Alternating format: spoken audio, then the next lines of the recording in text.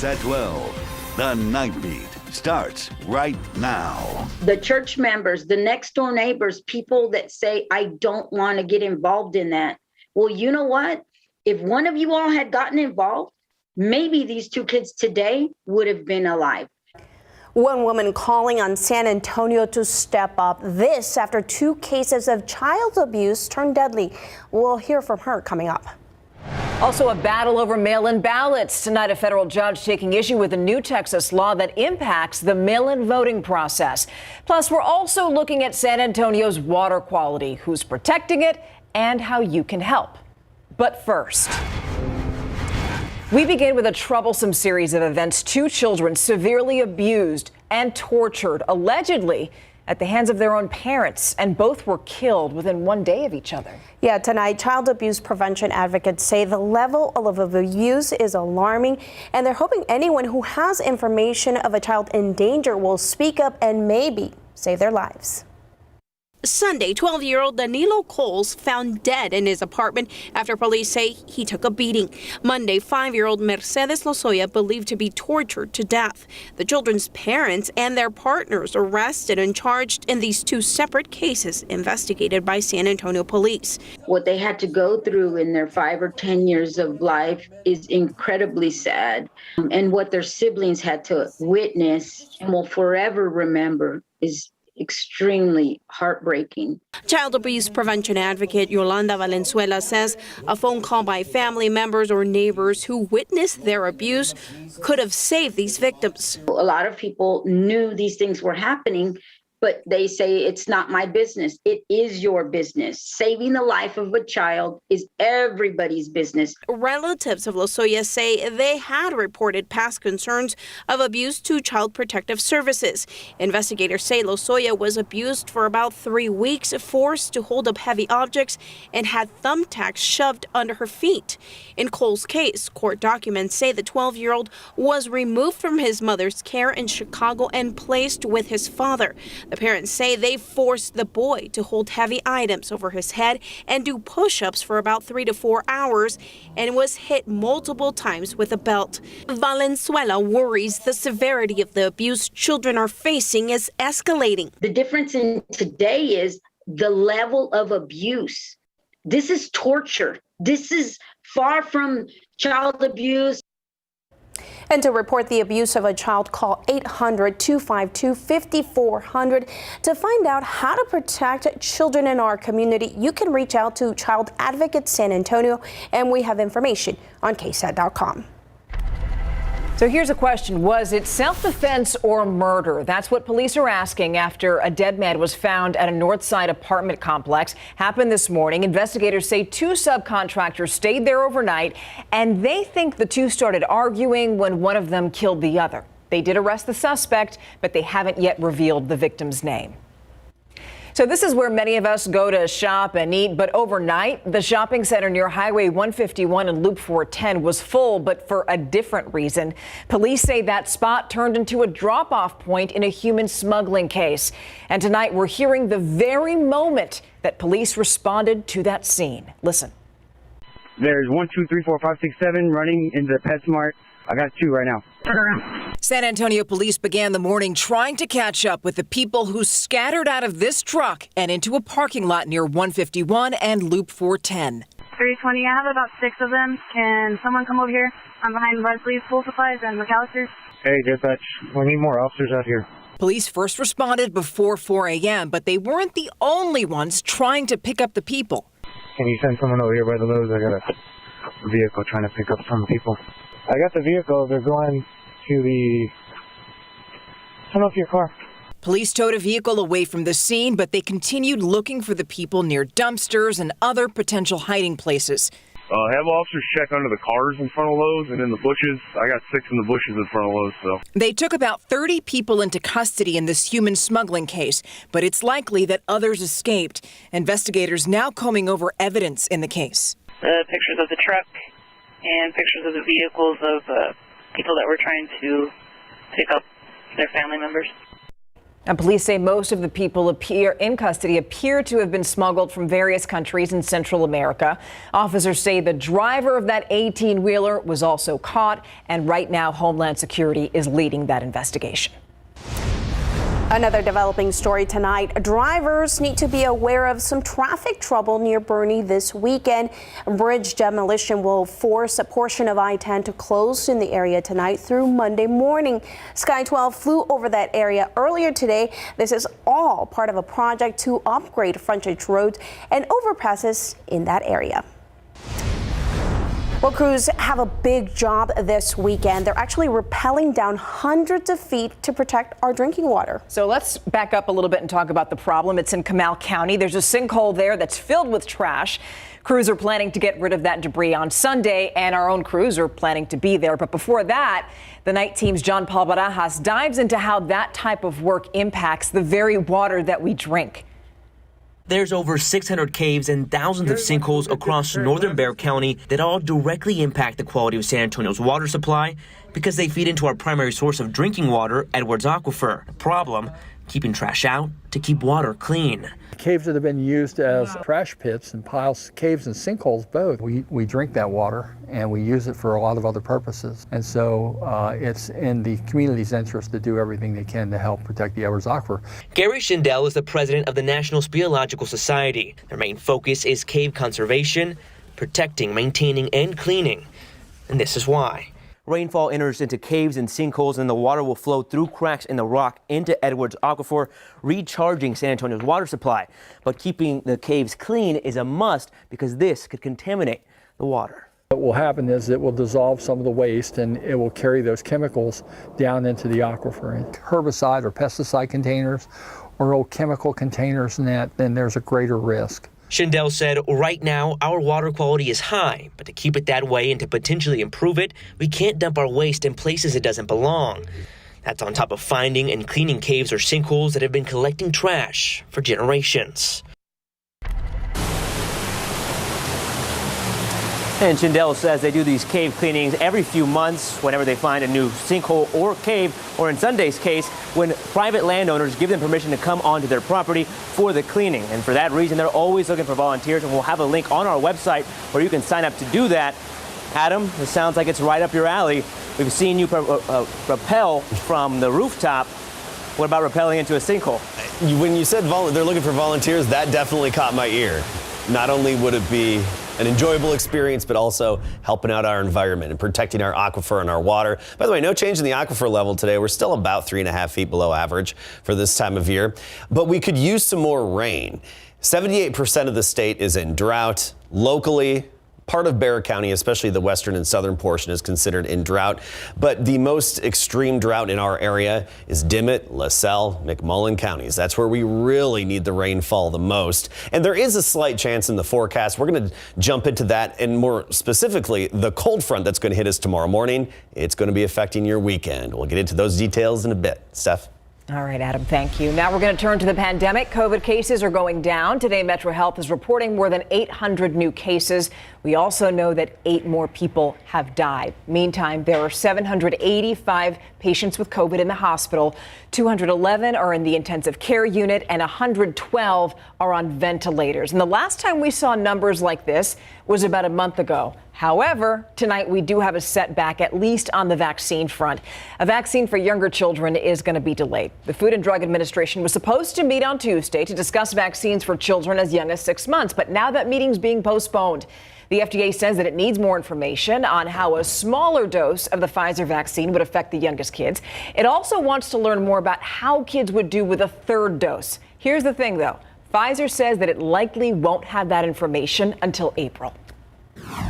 The delays here reflect the fact that they decreased the dose for these younger kids in order to make sure that it was safe. Unfortunately, it looks like that decreased dose decreased the effectiveness of the vaccine a little bit, which is why they need the 3 shots instead of just 2.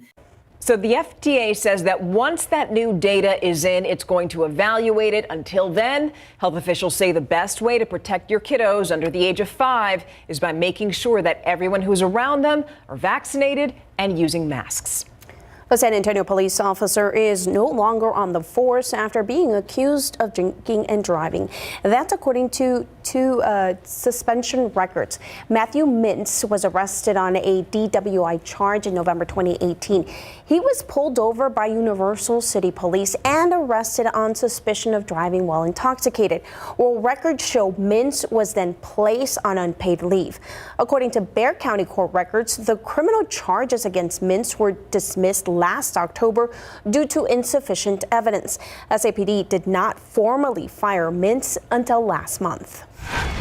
Now, still ahead on the Night Beat, a federal judge stepping in on the battle over mail-in ballots, his ruling and who it impacts as we move closer to Election Day.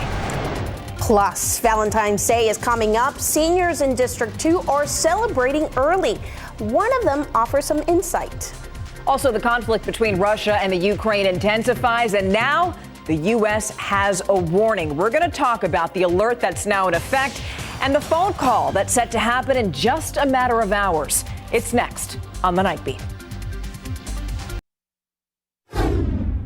Intelligence officials warning that a Russian invasion of Ukraine could happen at any time now. So the White House has a message for Americans tonight in the Ukraine.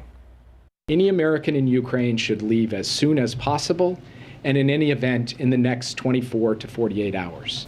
The United States is now deploying 3,000 additional troops to Poland. A source saying that President Joe Biden will now speak with Russian President Vladimir Putin over the phone tomorrow to try and de-escalate the situation. Now, here at home, police are hoping that you can help in an unsolved murder. 29-year-old Shaniqua Brown was killed nearly 2 years ago, but her mother is hoping that justice will still be served. You know, your day's coming. It may not be here on earth, but in the end, God will take care of it all. New surveillance video shows a dark-colored vehicle pulling up moments before Brown was killed in July of 2020. Now, police say that the victim was with her husband when someone shot her near her townhome on Loop 410. The suspect was apparently wearing a white T-shirt before changing into a black hoodie. And for a closer look at that video, you can just click on the story on KSAT.com. Also tonight, a federal judge sharing his view on the new Texas law on mail-in ballots. Right now, that new law would ban election officials from sending out applications for mail-in ballots unless the voter requests it. Well, the Texas Tribune is reporting that a federal judge suggested that that ban is likely unconstitutional and violates the First Amendment. For now, federal judge Javier Rodriguez is ordering a limited injunction that only blocks the measure in Harris County, but we do know the state is expected to appeal. And that's a look at your Nightbeat News Flash. And those of you who have bulky items you may want to get rid of, tomorrow is your chance. Saturday is San Antonio's free landfill day. You can drop off your stuff at 2 locations. The first is the Republic Services landfill off of I-10 near North Foster Road. And the second is at the Waste Management landfill on Colville Road on the southwest side near Joint Base San Antonio Lackland and Medina Training Annex. Both locations are open from 8 to 1. And don't forget about Valentine's Day. That is on Monday, but District 2 Councilman Jalene McKee Rodriguez celebrated the holiday today with seniors in the community. It was a chance to show some love and appreciation with flowers, treats, and of course, some quality time. One of the seniors at the event said Valentine's Day is more than just being a couple. He said it's a day to show some respect and come together for good times and tough times. That's good advice. It's true. There's also Valentine's Day. Why not? All right, it's 10:16 right now. Getting a live look over 410 right now. Pretty quiet, 61 degrees, although a little birdie is telling us that, temperatures are going to dip a little bit over the weekend. Yeah, tomorrow's going to be a lot cooler than the past couple of days because the cold front that arrives before sunrise Saturday morning. So windy and cool on your Saturday. That's going to lead to a brief light freeze on Sunday morning. So that's something to keep in the back of your mind. All right, let's take a look at our day today. Cool in the morning at 40, but by the afternoon, we topped out at 76 degrees, which is nearly 10 degrees above average for this time of year. And taking a look at temperatures right now, it's comfortable. 61 degrees officially at the airport, dew point of 49, 61 Carrizo Springs. Meanwhile, 47 in Hondo, 45 Kerrville. We have some mixture of 40s, 50s, and 60s at the moment. Pleasanton, 63 degrees. So you get the idea. A mixture of temperatures out there. We're all gradually cooling off, and we're all going to actually stay cool throughout the day tomorrow. So you notice these cooler temperatures to the north. Up in the Panhandle, Amarillo, 36, even Lubbock at 45, Oklahoma City at 50. The cold front is now approaching the hill country, and this is going to push southward, as I mentioned, before sunrise tomorrow morning. It's going to be moving through San Antonio. We're just getting clipped by the cold air. The core of the cold air, that's up to the north. I mean, look at these temperatures. 11 below in Fargo. 9 below in International Falls. Yeah, that's where the coldest air is. We're just getting briefly clipped by the edge of that colder air mass. And the moisture associated with it, unfortunately, is all out of our area. We don't have any precipitation around us. Now, that doesn't mean we couldn't develop a few light showers, but overall, we're not anticipating a whole lot in terms of any rainfall from the cold front. Here's our futurecast taking us through time. We'll start the day tomorrow with some low clouds as that front moves in.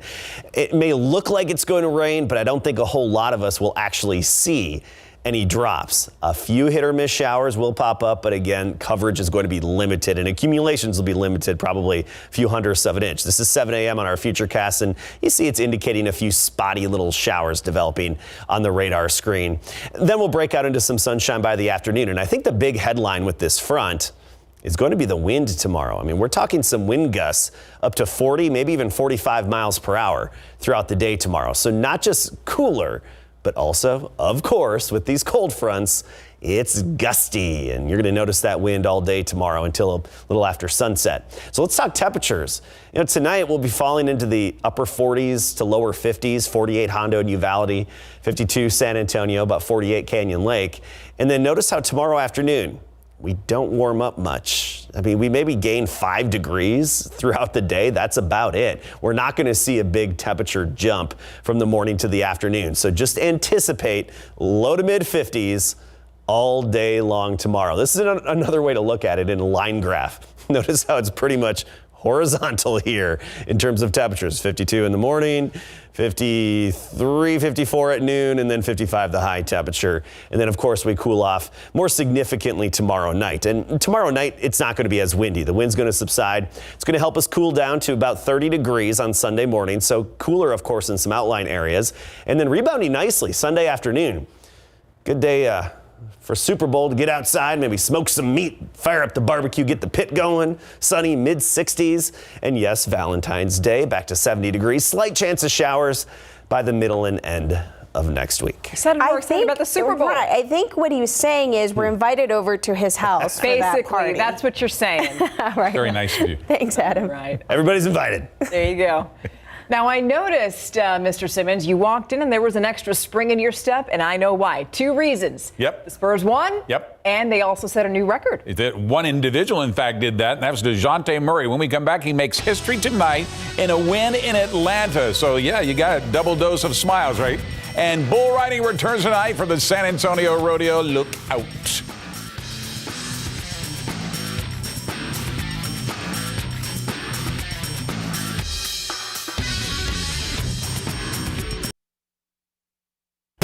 DeJounte Murray's first game back without his backcourt buddy, Derek White, since the trade deadline. Could he set a new record for franchise triple-doubles tonight against the Hawks in Atlanta? Right out of the gate, Doug McDermott here starts filling up, going the 3 for 3 from three-point range to jumpstart the Spurs out to a 12-point lead. Hawks shooting was contagious. DeJounte Murray, the catch-and-shoot 3, and it's a 16-point lead just like that. Keldon Johnson from beyond the arc. Spurs tie a franchise record with 3s and a quarter with 8, 43-29 after 1. Hawks cut that lead down to 6, but Spurs respond with a 13-2 run, capped off by that Zach Collins 3. Then with seconds before the half, Jakob Poeltl launches this from midcourt. Hits nothing but net. Spurs hit 12 threes in the first half. 70% shooting from downtown. Spurs up 17 at the half. No relaxing after the break. Murray pokes the ball away. Devin Vassell scoops it up, and he is off and running. Vassell to Keldon. Back to Vassell for the alley-oop. Josh Primo driving the lane. Dishes to Murray, who throws down the jam plus the foul. Spurs up 16 after 3. The only question left is, would DeJounte get his franchise record-breaking triple-double? All he needs is one rebound. He gets it right here. His 11th of the season, 15th in his career, breaking David Robinson's record. The final from Atlanta, 136-121. I hope he appreciate, how hard I work and that's the only thing I care about. I don't care about the accolades or all that individual stuff. I want to help my team win, and I want my peers, the coaches, and ex-NBA players just to understand and appreciate how hard I work. Now, this is Spurs' first game tonight without 3 players. One of them a starter after they were all traded on the last day of the trade deadline yesterday. Gone are Derek White, Drew Eubanks, Thaddeus Young in exchange for 2 first-round picks, total of 3 second-round picks. But Goran Dragic, Tomas Satoransky, Josh Richardson, and Romeo Langford not in uniform tonight for the Silver and Black because they're not with the team yet. Following tonight's game, it was our first chance to get the reaction to the Spurs trading frenzy.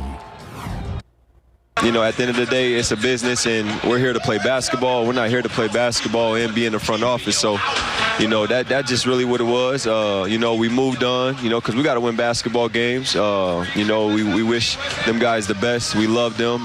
We got relationships forever. But at this time, it's just us, sticking to it and trying to win basketball games. All right, back at it tomorrow again against New Orleans at 6 o'clock. We said goodbye to legendary broadcaster Gary Dolan today in a celebration of his life at Oak Hills Church. Gary united all of us today, including Cowboys Hall of Famer Drew Pearson, who made the trip from the Super Bowl to San Antonio to say goodbye to his friend. Gary was the first newsman to confirm that both President Kennedy and Governor Conley had been shot in the motorcade when he worked in Dallas and was live on the air in the basement of the Dallas police station when Jack Ruby shot Lee Harvey Oswald. He would work for the Dallas Cowboys broadcast crew, was the voice of the Houston Astrodome from 1968 to 71 before moving to the Alamo City in 71 to work for Ken's TV for nearly 3 decades. But Emmy Award winner and member of the San Antonio Sports Hall of Fame is best known for over 60 years of broadcasting high school football games. Gary was eulogized today by his friends Richard Oliver and former Churchill coach and Northeast School District Athletic Director Jerry Coleman-Lander after leaving us at the age of 88.